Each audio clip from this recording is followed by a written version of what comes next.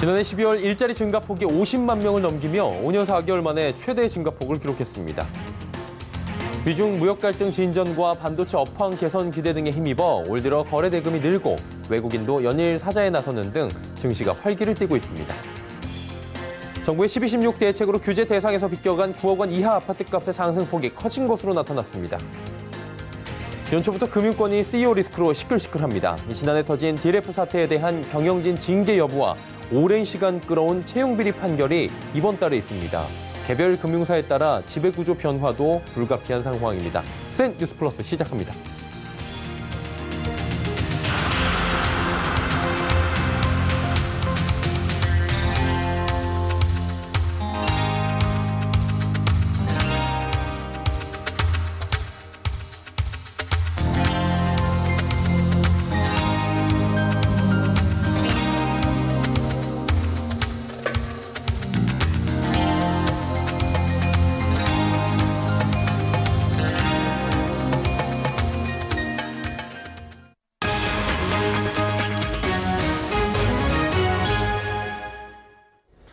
시청자 여러분 안녕하십니까? 센 뉴스 플러스 서정덕입니다. 지난해 12월 일자리 증가폭이 50만 명을 넘기며 5년 4개월 만에 최대 증가폭을 기록했습니다. 지난해 고용률은 60.9%로 22년 만에 최고치입니다. 홍남기 경제부총리 겸 기획재정부 장관은 일자리 반등의 해였다고 평가했는데요. 전혁수 기자가 전해드립니다. 통계청이 발표한 2019년 12월 및 연간 고용 동향에서 작년 12월 취업자는 2,715만 4천 명으로 1년 전보다 51만 6천 명 늘어난 것으로 나타났습니다. 5년 4개월 만에 최대 증가폭입니다. 이에 따라 지난해 연간 취업자는 1년 전보다 30만 1,000명 증가했습니다. 2018년 취업자 증가폭의 3배를 웃도는 수치입니다. 지난해 연간 고용률은 전년 대비 0.2%포인트 상승한 60.9%였습니다. 22년 만에 최고치입니다. OECD 비교 기준인 15세부터 64세 고용률 역시 66.8%로 전년보다 0.2%포인트 상승했습니다. 이는 1989년 집계 이후 최고입니다. 15일 오전 정부 서울청사에서 진행된 2019년 고용동향 및 향후 정책 방향 관련 합동브리핑에서 홍남기 부총리는 작년은 일자리 중심 국정운영의 성과가 가시화한 일자리 반등의 해였다고 평가했습니다. 홍 부총리는 고용지표 반전은 취업자 증가가 당연시 여겨졌던 과거와는 달리 생산 가능 인구가 감소하는 어려운 여건 속에서 이뤄낸 뜻깊은 성과라고 설명했습니다. 이어 홍 부총리는 작년 고용 성과에 안주하지 않겠다며 2020년에도 양질의 일자리를 만들어내기 위해 투자 확대, 혁신 성장, 규제 개혁 등 3대 축을 중심으로 경제 활력을 제고하겠다고 밝혔습니다. 서울경제TV 전혁수입니다. 올 들어 증시 전반에 활기가 돌고 있는 모습입니다. 미중 간 무역 갈등 진전과 반도체 업황 개선 기대 등에 힘입어 거래 대금이 늘고 외국인도 연일 사자에 나서고 있습니다. 한국거래소에 따르면 올 들어 지난 14일까지 국내 증시의 하루 평균 거래 대금은 약 11조 5,055억 원입니다. 이는 작년과 비교해 24%가량 증가한 수준으로 당장 전달과 비교해도 약 26% 늘었습니다. 외국인 투자자들은 코스피 시장에서 대형주를 중심으로 2조 7,651억 원어치를 순매수했습니다. 삼성전자와 SK하이닉스는 잇따라 최고가를 경신하며 심리적 저항선인 6만 원 선과 10만 원 선을 각각 넘어섰습니다. 김동환 유진투자증권 연구원은 최근 시장 과열에 대한 우려가 있지만 코스피는 더 오를 수 있을 것이라고 전망했습니다. 정부의 12.16 대책으로 규제 대상에서 비껴간 9억 원 이하 아파트값의 상승폭이 커진 것으로 나타났습니다. 15일 국민은행 조사에 따르면 추가 대출 규제가 없는 9억 원 이하 서울 아파트값은 2주 전 0.26%에서 지난주엔 0.28%로 오름폭이 확대됐습니다. 특히 서울 25개 전체구 가운데 13개 구에서 9억 원이 아파트값의 상승폭이 전주보다 커졌습니다. 고가 주택에 대한 강력한 수요 억제 정책이 되레 상대적으로 9억 원 이하 아파트값을 올리는 풍선 효과로 이어지고 있는 것이란 지적도 나옵니다. 제네시스의 첫 SUV GV80이 오늘 공식 출시됐습니다. 인공지능과 증강현실에 기반한 다양한 신기술이 탑재됐는데요. 가격이 6천만 원 후반대부터 책정되며 국내 고급 SUV 시장 경쟁이 한층 치열해질 전망입니다. 정세미 기자입니다. 현대자동차 그룹 고급 브랜드 제네시스의 첫 SUV GV80가 오늘 출시됐습니다. 현대차그룹은 이날 오전 경기 고양시 킨텍스에서 이원희 사장 등이 참석한 가운데 GBAT 신차 발표회를 개최했습니다. GBAT는 3.0 디젤과 2.5 가솔린 터보, 3.5 가솔린 터보 등으로 구성됩니다. 직렬 6기통 3.0 디젤 엔진의 경우 최고 출력 278마력의 성능을 갖췄습니다. 다양한 첨단 안전기술도 탑재됐습니다. 측면 충돌 시 탑승자 간 2차 충돌을 방지하는 앞좌석 센터 사이드 에어백이 최초로 적용됐고 인공지능 기반 스마트 크루즈 컨트롤이 장착됐습니다. 또한 증강현실 내비게이션과 차량 내 간편 결제 기술인 제네시스 카페이가 적용되기도 했습니다. GBAT는 국내 고급 SUV 시장에서 메르세데스 벤츠와 BMW 등과 맞대결을 펼칠 전망입니다. 고급 SUV가 평균 1억 원대인 것과는 달리 GBAT는 6천만 원 중반대부터 가격이 책정돼 상당한 경쟁력을 갖췄다는 평가입니다. 벤츠, BMW, 아우디, 렉서스 이렇게 보고 있습니다. 이제 디자인 부분, 상품성, 아울러 차량 이외의 서비스까지 같이 적극적으로 보고 있고요. 종합 경쟁력 측면에서는 저희가 우세할 수 있도록 지속적으로 노력을 하고 있습니다. 한편 현대차는 국내에 이어 향후 미국 등 전 세계에 GBAT를 출시해 글로벌 브랜드 경쟁력 강화에 박차를 가한다는 방침입니다. 서울경제TV 정샘입니다. 경기 서남북권 수건 사업인 신분당선 광교부터 호메실 노선이 예비타당성 조사 예타를 통과했습니다. 국토교통부는 15일 기본계획 수립 등 후속 절차에 즉시 착수해 사업 기간을 최대한 단축시키겠다고 밝혔습니다. 설계 등 후속 절차가 차질 없이 추진될 경우에 이르면 2023년 공사에 착수할 수 있을 전망입니다. 이번 사업은 서울 강남에서 광교 신도시까지 이어진 신분당선을 연장해 이 구간 내 정거장 4곳을 만드는 사업입니다. 소상공인업계가 소상공인 기본법 제정을 토대로 독립된 경제 주체로 자리매김한다는 계획입니다. 소상공인연합회는 신년 할애식을 열고 올해를 소상공인 정책의 새로운 전환점으로 삼는다는 청사진을 제시했습니다. 소상공인 육성과 지원, 보호를 위한 다양한 정책 방향을 제시한다는 방침인데요. 김혜영 기자가 전해드립니다. 소상공인업계가 올해를 정책 선순환의 원년으로 삼는다는 계획입니다. 소상공인 기본법 통과에 발맞춰 소상공인이 독립적인 경제 주체로 살아갈 수 있는 토대를 만든다는 겁니다. 그동안 소상공인 정책은 각 부처와 개별법 등으로 흩어져 있어 구심점을 발휘하기가 쉽지 않았습니다. 소상공인들의 법적 지위와 권리가 보장받고 장기적이고 거시적인 소상공인 정책이 펼칠 수 있는 근거가 마련된 것입니다. 이제는 소상공인 정책의 새로운 전환이 필요한 시점이기도 합니다. 우선 연합회는 올해 소상공인 IT 산업 정책단을 신설합니다. 이를 통해 온라인 시장 급성장으로 어려움을 겪는 소상공인을 위한 대책 수립에 나섭니다. 또한 최저임금 규모별 차등 적용과 독점 배달의 폐결책 등에 힘을 쏟는다는 방침입니다. 특히 주무부처인 중소벤처기업부와의 정책 하모니를 통해 민관 협력형 모델을 구축한다는 방침입니다. 박영선 중기부 장관 역시 소상공인이 체감할 수 있는 체계적인 지원에 나선다는 계획입니다. 법이 통과가 되고 이제부터 소상공인들을 위한 정책이 본격적으로 추진되고 그리고 소상공인이 경제 주체로서 인정받는 그런 원년이다 이렇게 설명드릴 수 있겠습니다. 서울경제TV 김혜영입니다.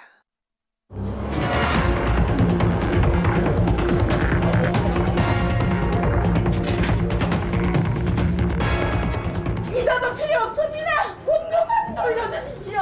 원금만 돌려주세요. 이럴 줄은 꿈에도 몰랐습니다. 꿈에도 몰랐습니다. 서명하고 사인하고 1분만에 다 끝났어요. 그 사람을 믿었습니다. 믿었다고요.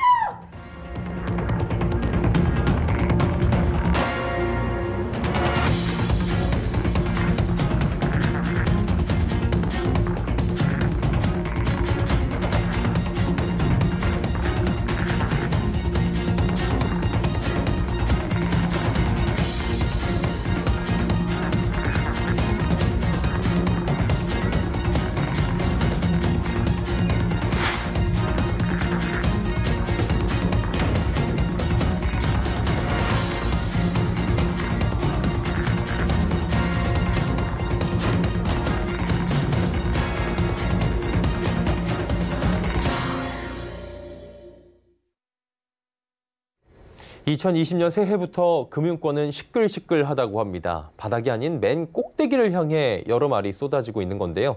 지난해 금융권을 뒤흔들었던 파생결합펀드 DLF 사태가 올해도 이어지고 있는 상황입니다. 또 채용비리 사건이 있고요. 여기에 라임 자산운용의 환매 중단 사태까지 터지며 금융업을 이끌고 있는 수장들의 책임론은 불거지고 있는 상황입니다. 취재 기자와 함께 한 걸음 더 들어가 보도록 하겠습니다. 금융팀의 유민호 기자와 함께합니다. 어서 오세요. 안녕하세요. 네. DLF 사태 작년에 대한민국을 좀 정말 많이 시끌시끌하게 했는데 지금도 진행 중인 거고요. 금감원은 피해자 배상을 넘어서 경영진에 대한 징계까지 지금 예고한 상황이잖아요. 이 징계 수위를 결정하기 위한 제재심의위원회가 열린다고 들었습니다. 네, 그렇습니다. 이 결과에 따라서 자기들 자리가 영향을 받을 수 있는 금융권 수장들은 긴장할 수밖에 없는 상황입니다. 내일 금융감독원은 DLF를 판매해 투자자에게 막대한 원금 손실을 안겨준 우리은행과 하나은행에 대해서 제재심의위원회를 오전 10시에 열기로 했습니다. 모두 발언이나 사전 브리핑 없이 여의도 금감원에서 비공개로 진행될 예정입니다. 가장 큰 관심을 모으는 것은 손태승 우리금융회장과 하나금융 함영주 부회장의 징계가 어느 정도 수위로 나오냐 이거일 건데요. 이번 징계 결과가 손태승 회장과 함영주 부회장의 향후 행보에 결정타가 될 수 있기 때문입니다.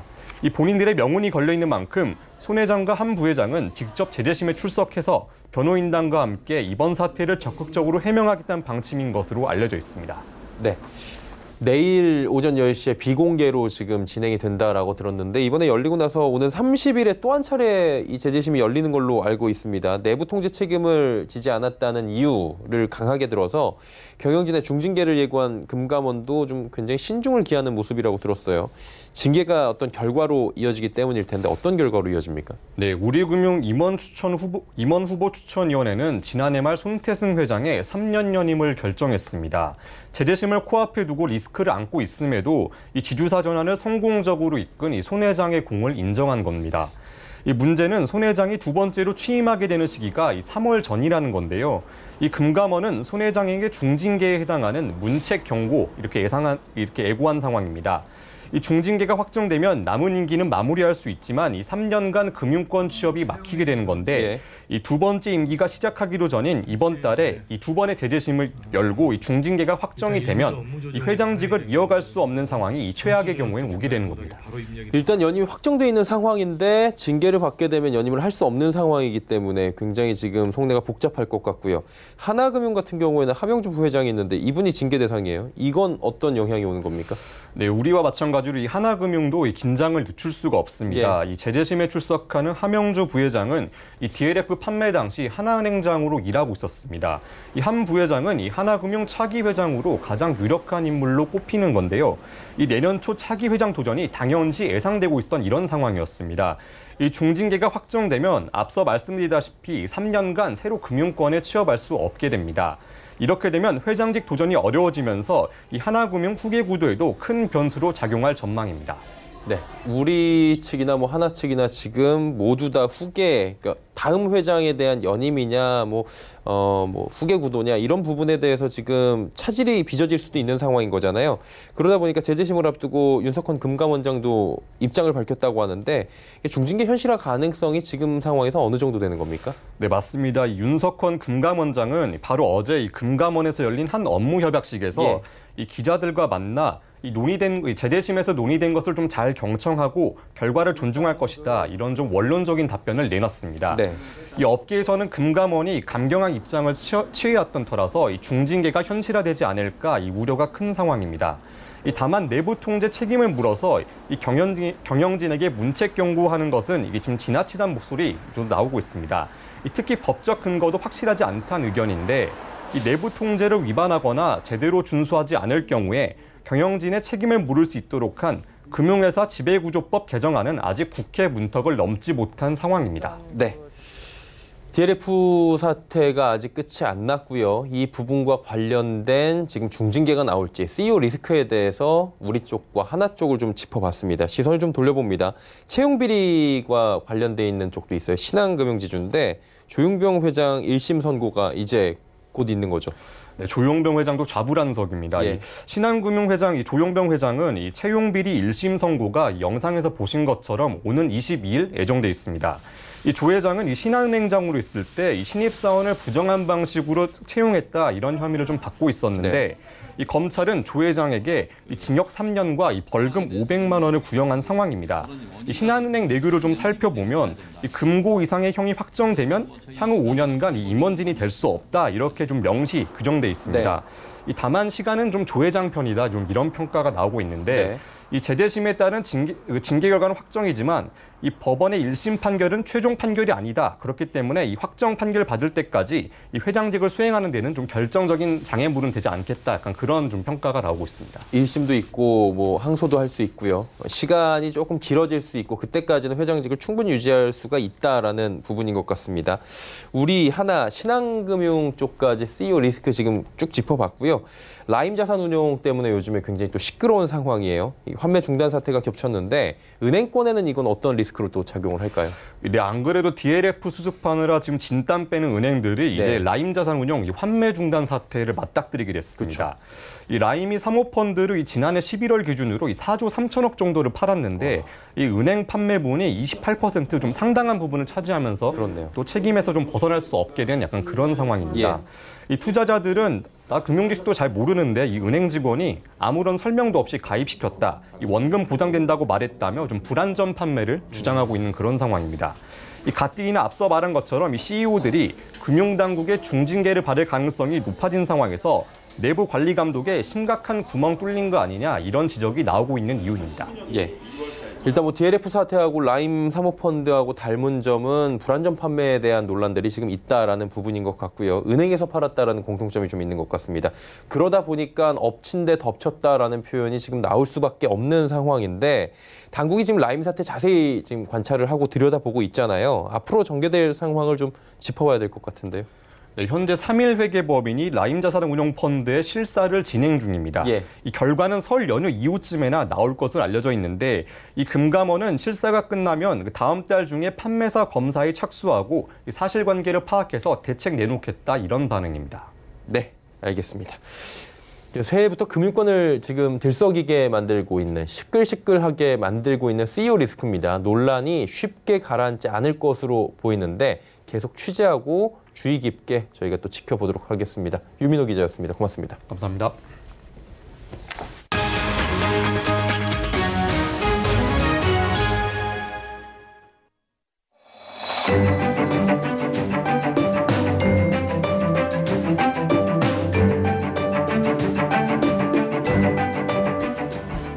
안녕하세요. K웨더 라이프스타일 예보 고광경입니다. 현재 전국이 대체로 맑은 하늘 보이고 있고 전라서 해안과 제주도는 구름 많이 낀 상태입니다. 또한 오전까지 전국적으로 높았던 초미세먼지 농도도 현재 전국이 보통 수준 유지하며 양호한 대기질 보이고 있습니다. 한편 오늘 서울의 아침 최저 기온이 영하 6.4도까지 내려가며 추웠는데요. 낮에도 3도에 머물며 쌀쌀한 날씨 이어지고 있습니다. 추위는 내일도 이어질 것으로 보여 추위 대비 계속해서 해주셔야겠는데요. 내일 아침 기온 살펴보면 서울이 영하 5도, 대구가 영하 4도, 춘천이 영하 8도까지 떨어질 것으로 보입니다. 낮에는 기온이 올라서 대구가 6도 보이는 등 전국이 대체로 영상권 나타내겠지만 아침과 기온 차이가 10도 가까이 날 것으로 보여 건강관리에 각별히 유의하셔야겠습니다. 내일도 전국 곳곳으로 대기질이 좋지 못하겠습니다. 내일 오후에 강원 영동을 제외한 중부지방과 전북의 초미세먼지 농도가 나쁨 수준까지 오르겠고 전남과 경상 지역도 한때 나쁨 수준 보이겠습니다. 이들 지역의 초미세먼지 농도는 모레도 계속 높을 것으로 보이니 호흡기 관리에 계속해서 신경 써주셔야겠습니다. 또한 동해안과 일부 경상 내륙에는 건조주의보가 발효 중입니다. 산불이나 각종 화재 예방에 유의하셔야겠습니다. 내일 우리나라는 북부지방에 위치한 고기압의 가장자리에 들며 전국이 대체로 맑겠습니다. 다음은 자세한 지역별 내일 날씨입니다. 중부지방 대체로 맑겠습니다. 다만 아침 기온 인천과 대전이 영하 4도로 춥겠고 낮에도 청주가 3도 보이며 쌀쌀하겠습니다. 동해안 지역 속초와 강릉의 아침 기온 영하 3도로 춥게 시작하겠습니다. 한낮에는 대부분 7도 안팎의 기온 보이겠습니다. 전남과 경남, 제주는 구름 많겠습니다. 아침 기온 전주 영하 3도 보이겠고 낮에는 부산이 8도, 제주는 7도까지 오르겠습니다. 내일 바다의 물결은 전해상에서 0.5에서 2m로 잔잔하겠습니다. 모레와 글피 사이에는 강원 영동과 경북 동해안 지역에, 일요일에는 중서부 지역을 중심으로 눈이나 비가 내리겠습니다. 날씨였습니다. 내일부터 2주 동안 자동차세를 한 번에 납부하게 되면 세금을 10% 할인해준다고 합니다. 내가 사는 지역의 군청, 구청, 시청에 전화 신청해 계좌 이체를 하거나 또 인터넷 위태스에 접속하셔서 납부할 수 있다고 하니까요. 절세 혜택들 꼭 챙겨보시길 바랍니다. 뉴스 마칩니다. 고맙습니다.